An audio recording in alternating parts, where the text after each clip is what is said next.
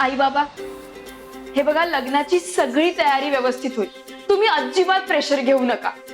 तुम्ही खुशाल गावाला जा आणि तिथली सगळी कामं नीट करून या. अहो, तुमची मुलगी इतक्या लोकांची लग्न मॅनेज करते, ती स्वतःच्या लग्नात प्रत्येक कामासाठी एक माणूस ठेवणार आहे. सो तुम्ही काळजी करू नका. आणि कावेरी आहेच लग्नाच्या सगळ्या जबाबदाऱ्या पार पाडायला.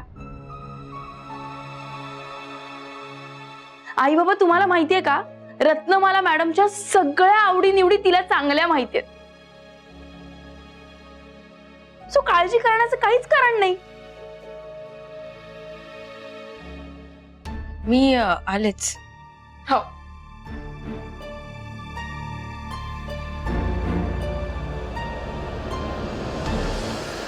वैदेही, इकडे ये जरा, मला तुझ्याशी बोलायचं. अगं काय? ये ग तू.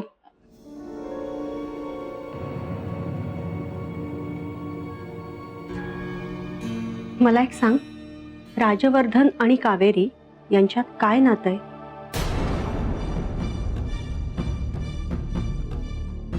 अगं असं का विचारतेस? अगं तू मला सांग ना, त्या दोघांच्यात नेमकं काय नातं आहे? आई, तू असे काय प्रश्न विचारतेस? वैदेही, मला राहून राहून असं वाटतंय की त्या दोघांच्यात नक्की काहीतरी नातं आहे. आई, अगं असं काही नाहीये. ते एकत्र ऑफिसला काम करतात म्हणून चांगली ओळख आहे त्यांची, बाकी काही नाही. हे बघ, फक्त ओळख असती ना तर मोकळेपणा असला असता, पण त्यांच्या नात्यात तो मोकळेपणा नाहीये. त्यांच्या नात्यात एक अवघडलेपणा आहे आणि तो मला जाणवलाय. आई, तू ना अगदी टिपिकल विचार करतेस. असं त्यांच्या मनात काही नाहीये. आणि इथे तुझ्या मुलीचं लग्न आहे, तिचा विचार करायचा सोडून ह्याच्या मनात काय चाललंय, त्याच्या मनात काय चाललंय, ह्याला काय अर्थ आहे? मी सांगते त्यांच्या मनात काही नाहीये, तू तुझ्या मनात काही आणू नकोस. आणि आता चल, उशीर होतोय.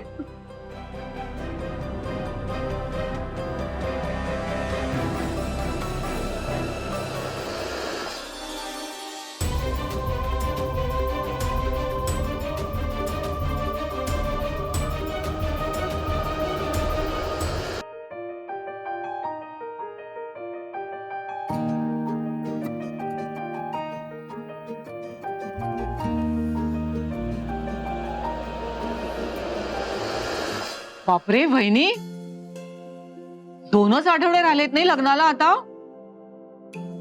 नाही म्हणजे जास्त वेळ नाही आपल्याकडे. पटापट तयारीला लागलं पाहिजे नाही.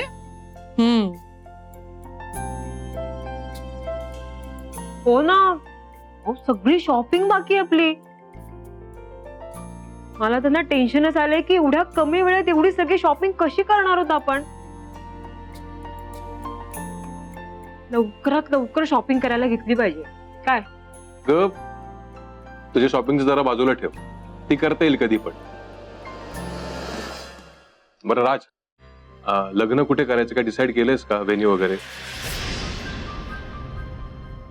आणि आता लग्न इतके तोंडावर आलंय म्हणल्यावर डेस्टिनेशन वेडिंग करणं तर पॉसिबल वाटत नाही मला.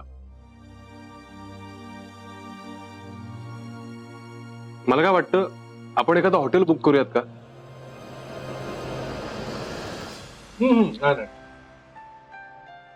हॉटेल मधला हॉल मिळणार नाही. आणि काय वैदी, लग्नाचा सीझन असल्यामुळे बहुतेक हॉल पण बुक झाले, थोडीशी अडचण होऊ शकते. म्हणजे मला काय वाटतं, आपण जर राजचं लग्न आदित्यच्या लग्नाप्रमाणेच आपल्या घरात केलं तर तुम्हाला काय वाटतं? ऍक्च्युली एकदम करेक्ट कल्पना आहे तुझी.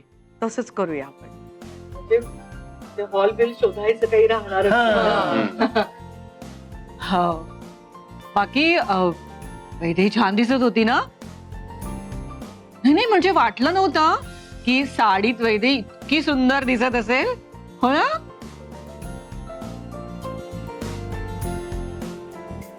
हो ना.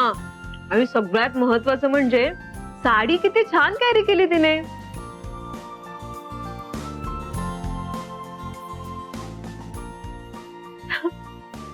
खरंच आहे राजवर्धन, तुम्ही खूप लकी आहात की तुम्हाला वैदेही सारखी मुलगी मिळाली.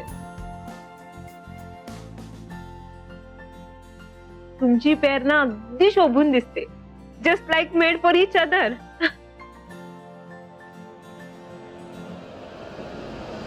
हो ना. नाही म्हणजे एवढी एज्युकेटेड मुलगी, स्वतःचा बिझनेस सांभाळणारी मुलगी आहे वैदेही. म्हणजे एखाद्या गावातल्या मुलीपेक्षा नक्कीच चांगली आहे नाही.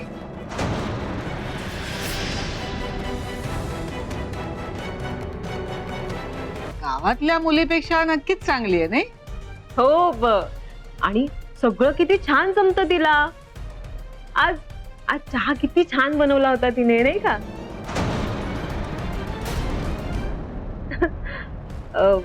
बरं ते सगळं राहू दे. बरं राजवर्धन, तुम्ही काही प्लॅनिंग केलंय का की तुम्ही आणि वैदेही हनीमूनला कुठे जाणार आहात त्याचं?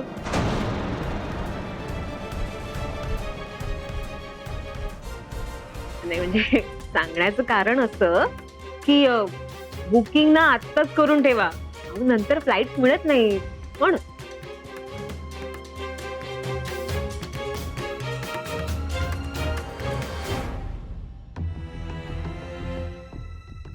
राज, अरे काय गरज होती एवढं सगळं बोलायची? आम्ही काय बोललो? म्हणजे गावाकडची मुलगी, शहराकडची मुलगी, हे सगळं बोलायची काय गरज होती? हो पण मी वैदेहीचं कौतुकच करत होते आता. घ्या म्हणजे सकाळी मी वैदेही बद्दल बोलले तर तुमच्या मनाला लागलं, आणि आता मी एवढं उत्साहात तिच्याबद्दल बोलते, एवढं कौतुक करते तिचं, तरी ते तुम्हाला आवडत नाही.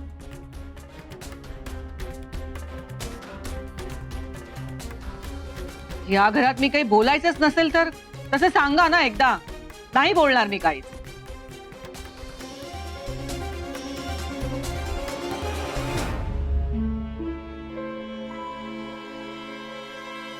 राज, राज, राज एक मिनिट.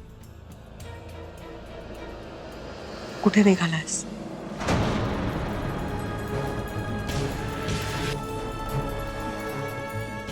आलो वैदेहीला भेटून. नक्की वैदेहीला भेटायला चाललायस ना,